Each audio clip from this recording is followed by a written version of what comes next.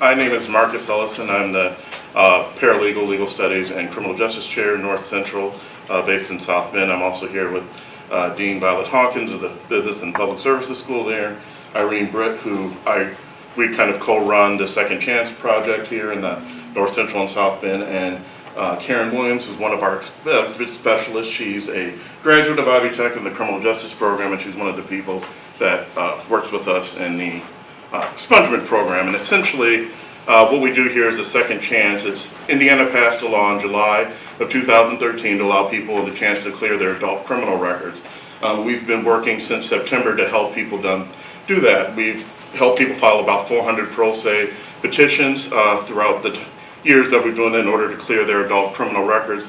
We do this as a combination of service learning. We have students primarily through their internship classes.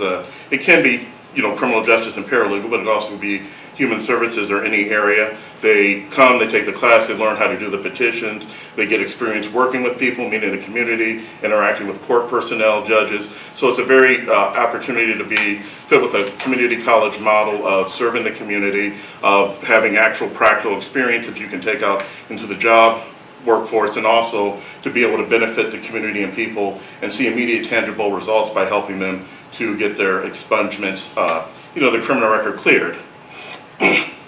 It's something that is very important. A lot of people don't underestimate the need for it. One of the first people we had was a gentleman who was suffering from prostate cancer, and he needed to have surgery and needed to be able to convalesce somewhere while he was recovering. Well, he had a friend that was going to let him live there, but he couldn't pass the background check for that apartment community because he had a felony from the 1970s when he had robbed he actually knocked over a vending machine in a bar. So, but he got a felony for that, and so he wasn't eligible. We were able to get him expunged, and he was able to complete that. So it's not just jobs and those kind of things, but it's public benefits. It's being able to take your children to, a field trip at a school.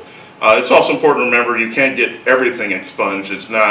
We're not expunging people for murder, manslaughter, serious type of those type of incidents. The state of Indiana limits which you can get that type of relief for sex offenders. It's also only a once in a lifetime opportunity. You don't get a second or third. You can only get it once in your life.